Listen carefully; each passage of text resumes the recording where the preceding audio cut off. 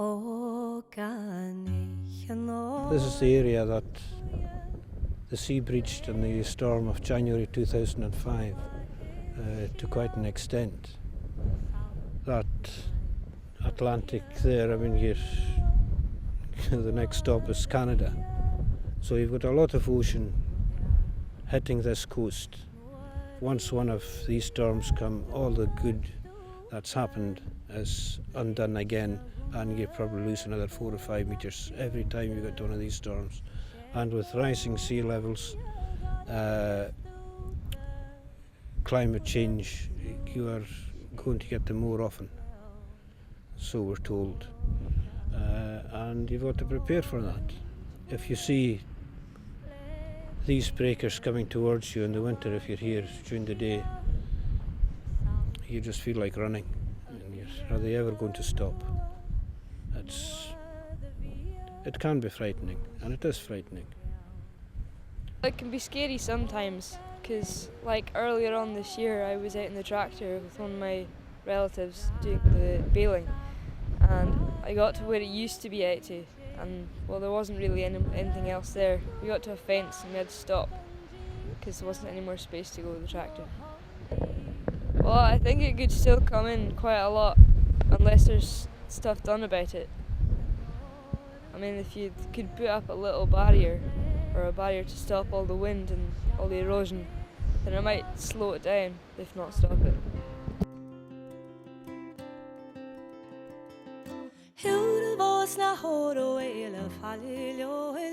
I remember where the track is here, on the other side of it, the shorefront being 30 or 40 metres further out, and the land being ploughed with a reasonable amount of crops being taken off.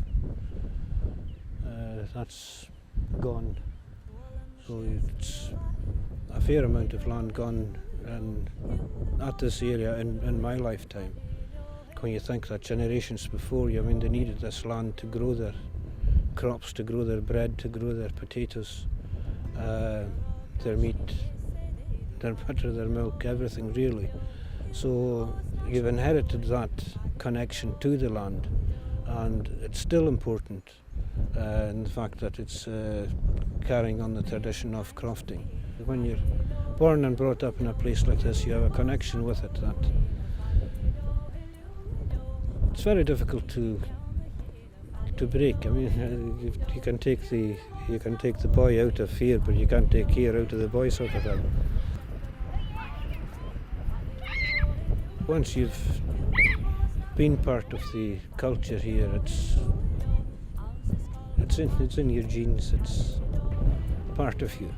I mean, you're part of the island's part of you. Did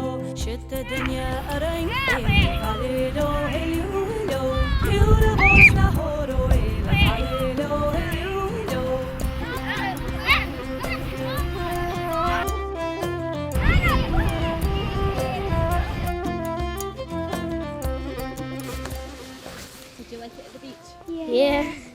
Do you usually go there? We do. I go to Edison Beach. I go to the other beach. I go to all beaches. I go to all beaches. I go to all. And do you ever get storms? I seen a storm. I was on a window. I was like really scared.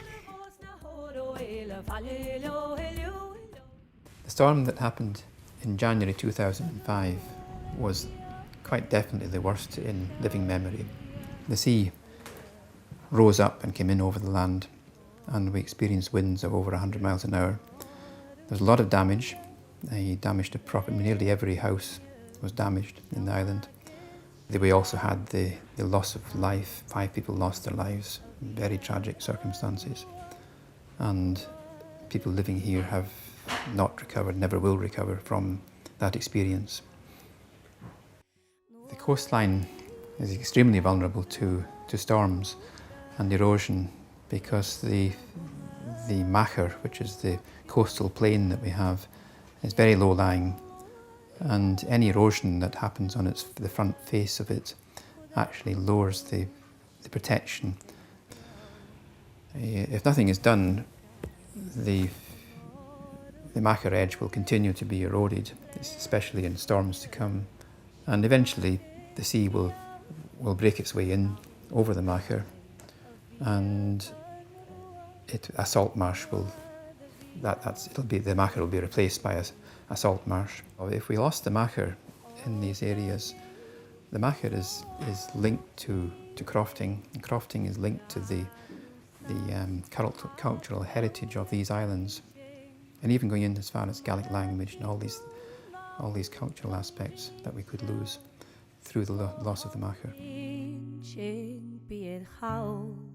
There's the stone that fell down in 2005 in the storm. It's been there like that for 5 years. This one here. The west wall has really taken a battering lately from the high winds and a lot of the rain and the coming in from the west of the storms. Just to see it, it's crumbling. Every time we have a huge storm with the gales or whatever, it just causes it to be a little bit more unstable, and that's how strong the force of nature is. Just on the shores of well, one of the things that we've done is we've reached an agreement with most of the West Coast fish farming companies. We accept their nets at end of life. We remove all the plastic fittings, we remove the lead line from them, cut them up into relatively small strips, and they can be used either for reinforcing access tracks onto the beach, which could blow away when it's windy, and equally being used for sand blow fencing. It's a very low cost, very effective method of using something which otherwise would be going to landfill. It can't obviously stop the 40-foot swells, but what it can do is it can make the dunes on the beachfront grow. For instance, down in Kilfeather, you've got a small scarp about a metre or so high, and that's sloping downwards on the landward side. And that's between the village of Kilfeather and the sea coming in.